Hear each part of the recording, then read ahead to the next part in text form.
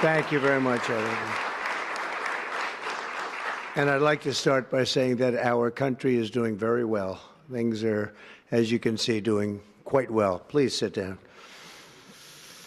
Before we begin, I just want to announce that I signed a proclamation a few moments ago honoring the 250th anniversary of Patrick Henry's famous speech to the Second Virginia Convention, in which he declared very well-known, very famous words, "Give me liberty or give me death." Has anyone heard the phrase? I think most of you have.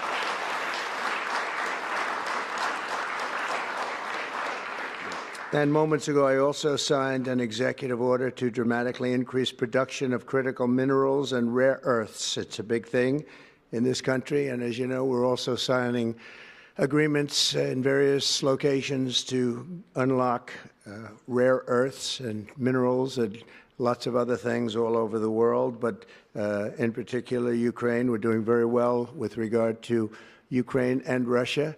And one of the things we are doing is signing a deal very shortly with respect to rare earths with Ukraine, which they have tremendous value in rare earth, and we appreciate that. And we spoke yesterday with, as you know, President Putin and President Zelensky, and we would love to see that come to an end, and I think we're doing pretty well in that regard. So hopefully we could save thousands of people a week from dying. That's what it's all about. They're dying so unnecessarily, and I believe we'll get it done. We'll see what happens, but I believe we'll get it done. Today we take a very historic action that was 45 years in the making. In a few moments, I will sign an executive order to begin eliminating the Federal Department of Education once and for all.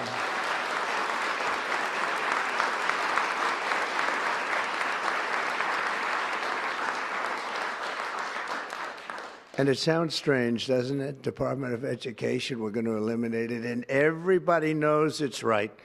And the Democrats know it's right, and I hope they're going to be voting for it, because ultimately it may come before them. But everybody knows it's right, and we have to get our children educated. We're not doing well with the world of education in this country, and we haven't for a long time. And we're pleased to be joined today by the woman who I chose because she's an extraordinary person, and hopefully she will be our last Secretary of Education, Linda McMahon. Linda, thank you. Thank you very much. That's another interesting statement. It's an interesting opening, right? But it's true, and it's been amazing how popular this has been. I tell people that this is what I'm doing today, and they say, oh, it's about time. Everybody says it. Republicans and Democrats have said it. They're all saying it. Also with us are some terrific people. Governors Greg Abbott. Greg, thank you very much. Governor Ron DeSantis, thank you very much, Ron. Mike Braun, congratulations on your victory, Mike. That was a big one. Mike DeWine, thank you very much, Mike. Jeff Landry. Jeff, thank you very much, Jeff. Bill Lee, thank you. Governors, all governors. Brad Little. Brad, thank you very much. Where are you, Brad? Hi, Brad. Jim Pilan, thank you very much, Jim. And Kim Reynolds. These are all people very interested in education. And I even see Dan Patrick over there, my friend Dan Patrick. We're joined also by Representatives Tim Walberg and Virginia Fox, Rick Allen, Michael Rulli, and again, Dan Patrick. Thank you very much, Dan. You've been a great friend of ours.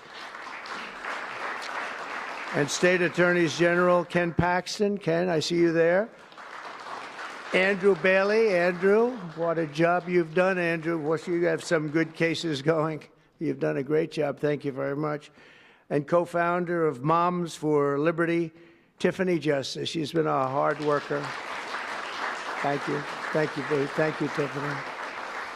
When President Carter created the Federal Education Department in 1979, it was opposed by members of his own cabinet, as well as the American Federation of Teachers, the New York Times editorial board, and the famed Democrat Senator Daniel Patrick Moynihan. History has proven them right, absolutely right. After 45 years, the United States spends more money on education by far than any other country, and spends likewise by far more money per pupil than any country, and it's not even close. But yet we rank near the bottom of the list in terms of success. It's an amazing stat. Those are two stats you don't want: the most money spent per pupil, and you're at the bottom of the list. And that's where we are, like it or not, and we've been there for a long time. 70% of 8th graders are not proficient in either reading or in math. 70%. 40% of 4th graders lack even basic reading skills, can't read. Students in our public elementary and middle schools score worse in reading today than when the department opened, by a lot. In Baltimore, 40% of the high schools have 0 students who can do basic mathematics. Not even the very simplest of mathematics. I said, give me your definition of basic, and they're talking about like adding a few numbers together. Despite these breathtaking failures, the department's discretionary budget has exploded by 600% in a very short period of time, and it employs bureaucrats in buildings all over Washington, D.C. And as a former real estate person, I will tell you, I ride through the streets of Washington, and it says Department of Education, Department of Education. I said, how do you fill those buildings? It's crazy what's happened over the years. I'm pleased to report that after offering these federal employees 2 generous buyout options, and they were very generous, and they're good people, but they were very generous. My administration has initiated a reduction in force, and we're already cutting numbers that were really surprising to a lot, that we were able to do it so successfully. And we've cut the number of bureaucrats in half. 50% have taken office, which is great. Thank you.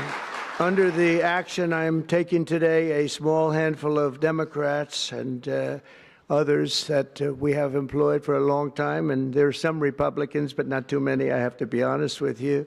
But the department's useful functions, and such as, and they're in charge of them: Pell Grants, Title I funding, resources for children with disabilities and special needs will be preserved, fully preserved. They're all going to be so. If you look at the Pell Grants, it's supposed to be a very good program. Title I funding and resources for children with special disabilities and special needs, they're going to be preserved in full and redistributed to various other agencies and departments that will take very good care of them. And it's very important to Linda, I know, and it's very important to all of us. But beyond these core necessities, my administration will take all lawful steps to shut down the department. We're going to shut it down, and shut it down as quickly as possible. It's doing us no good. We want to return our students to the states where just some of the governors here are so happy about this. They want education to come back to them, to come back to the states, and they're going to do a phenomenal job. You know, if you look, Denmark, Norway, Sweden, I have to tell you, I give them a lot of credit. China's top 10. And so we can't now say that bigness is making it impossible to educate, because China is very big. But you have countries that do a very good job in education. And I really believe, like some of the governors here today, from states that run very, very well, including a big state like Texas, but states that run very well are going to have education that will be as good as Norway, Denmark, Sweden, and those top, Finland, those top countries that do so well with education. I think they'll do every bit as well. And what do you think about that, Governor? Do you agree? I think so. Ron, do you agree? I think so. Florida? Iowa? That's right. I really believe that. They'll be as good as any of them. And then you'll have some laggards, and we'll work with them. And we can all tell you who the laggards will be right now, probably, but let's not get into that. but we'll work with them, and we're going to make them, they'll do a job. I think they'll do a job, and they'll go to sections of the state. For instance, New York, you'll have a Manhattan, and you'll have a Suffolk County, and you'll have Nassau County, and you'll have Westchester County. You'll do 4 or 5 or 6 of them. You have upstate New York, and those counties, I think, are going to do very well. And I think ultimately Manhattan should do very well. But we'll break it down into sections, and I think it'll be really, really good. And they're going to be probably the tougher ones, but I think they have a chance to do really well. But we're going to be returning education very simply back to the states where it belongs, and this is a very popular thing to do, but much more importantly, it's a common sense thing to do, and it's going to work. Absolutely, it's going to work, and I can tell you from dealing with the governors and others in the state, they want it so badly. They want to take their children back and really teach their children individually. Probably the cost will be half, and the education will be maybe many, many times better. So we look forward to this. I want to just make one little personal statement. Teachers, to me, are among the most important people in this country, and we're going to take care of our teachers. And I don't care if they're in the union or not in the union. That doesn't matter. But we're going to take care of our teachers, and I believe the states will take actually better care of them than they are taken care of right now. They'll work all sorts of systems and even merit systems. Those great teachers are going to be maybe a little bit better rewarded, or maybe that's the way it should be, but the states are going to make that decision. But we're going to love and cherish our teachers along with our children, and they're going to work with the parents, and they're going to work with everybody else, and it's going to be an amazing thing to watch, and it's really going to be something special. And Linda, you're presiding over something that's so important, and you're going to do a fantastic job, just like you have your whole life. I know your whole life I've been watching you. I've been watching you for a long time. She's had nothing but success. So it's tremendous to have you, and hopefully you won't be there too long, but we're going to find something else for you, Linda, okay? So this will conclude what we are talking about with respect to our most cherished group of people, and that's our children. We want to have our children well educated. We want them to love going to school. We have examples of it. Look at those beautiful, bright-eyed faces. They are so smart. They're so smart. And with that, I'm going to come down, and we're going to sign a very important document, and we're going to be on our way. People have wanted to do this for many, many years, for many, many decades. And I don't know, no president ever got around to doing it, but I'm getting around to doing it, so thank you very much.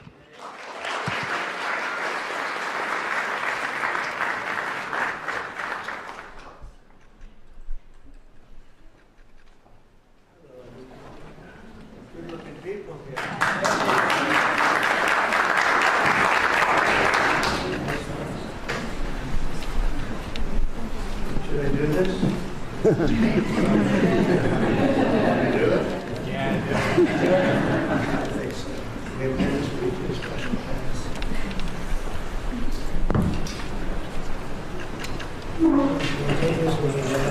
It was very lucky. I signed another document that turned out to be very good for the country, and I said, let's use that same pen. I don't know, is anybody superstitious? Ron, are you superstitious? Let's use that same pen.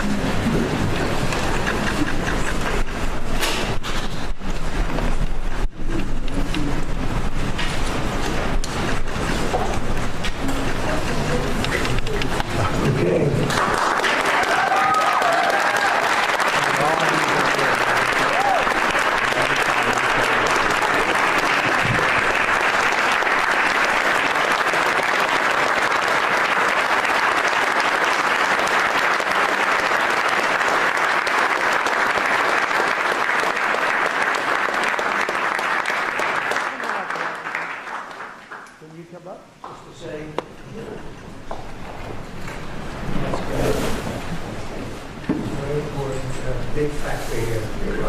Good luck, sir.